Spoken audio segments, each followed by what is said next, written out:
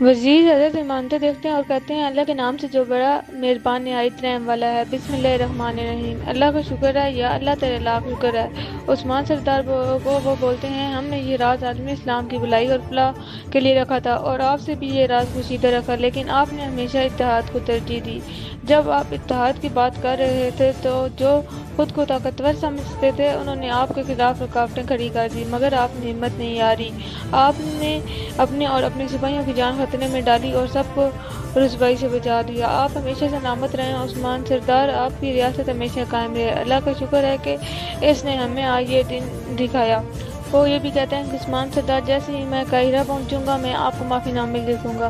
خلیفہ حضرت کو میری طرف سے سلام اور احترام پہنچائیں۔ اور ہم نے عثمان سردار بولتا ہے ہم اللہ اور دین اسلام کے خادم ہیں، سلامت رہے ہیں عثمان سردار، آپ کی ریاست ہمیشہ سلامت رہے، یہ وزیر حضرت کہتے ہیں۔ اور پھر آرکادیوس ہولیفیرا کو کہتا ہے کہ سیسیلیا کے پاس تم کیا کر رہی ہو، چاہے وہ کتنی ہولیفیرا کہتی تھی چاہے وہ کتنی بھی مجرم کیوں نہ ہو، وہ میری خادمہ تھی، میں اسے آخری الوداع کہنا۔ اور اس پر آرکادیوس کہتا ہے میں اجازت نہیں دوں گا کہ اس کے سایہ بھی ہماری شادی پر پڑے، میں چاہتا ہوں کہ میری دلہن خوش رہے۔ ہولیفیرا کہتی ہے مجھے دوبارہ کبھی ہاتھ نہ لگانا، تم سے شادی کرنے سے بہتر ہے کہ میں مر جاؤں۔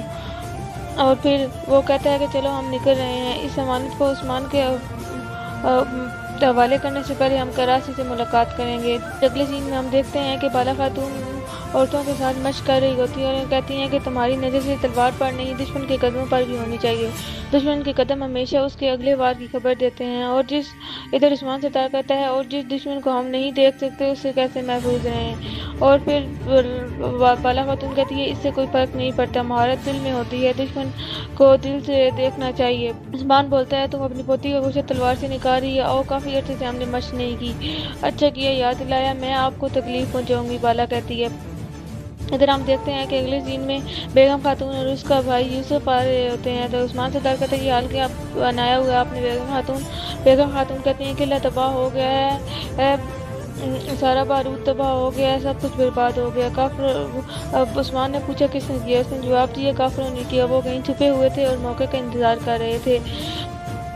ادھر لوکاس قریشی کو کہتا ہے تم نے مجھے یہاں کیوں بلایا، تم نے پیغام بھیجا تھا کہ امانت عثمان نے حاصل کر لی ہے اور پوچھا تھا کہ معافی کے بدلے میں مجھے کیا چاہیے، مجھے یہ پھول چاہیے، آپ پہلے ہی سمندر پر قابض ہیں، اب زمین بھی چاہتے ہیں، یہ لوکاس کہتا ہے زمین نہیں چاہیے، بس اس پھول کے استعمال کی اجازت دے دو، اس سے میں سمندر کا بڑا حاکم بن جاؤں گا اور سب میرے تابع ہو جائیں گے۔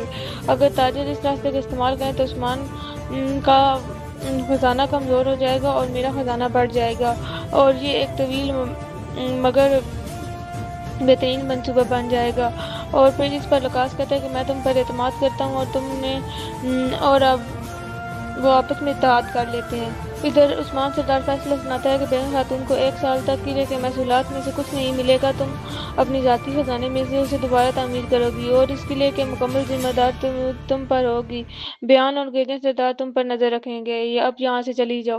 ادھر بیگم خاتون بہت خوش ہے، میں اپنے خیمے میں آتی ہوں، کہتی ہیں عثمان اور اپنے بھائی کہتے ہیں عثمان سردار نے سب کے سامنے میری عزت خاک میں ملا دی اور ہمیں نگرانی میں دے دیا، اب ہم کوئی غلطی نہیں کریں گے، ہر غلطی ہمارے خلاف ثبوت بن جائے گی۔ اس کا بھائی یوسف کہتا ہے کہ کیا ہم غزل خاتون کے بارے میں بھی نہیں بتائیں گے، وہ کہتی ہیں نہیں، ان کو پہلے ہی مجھ پر شک ہے، اب ہم کسی بارے میں کچھ نہیں بتائیں گے تاکہ ان کا شک اور یقینی میں نہ بدل جائے۔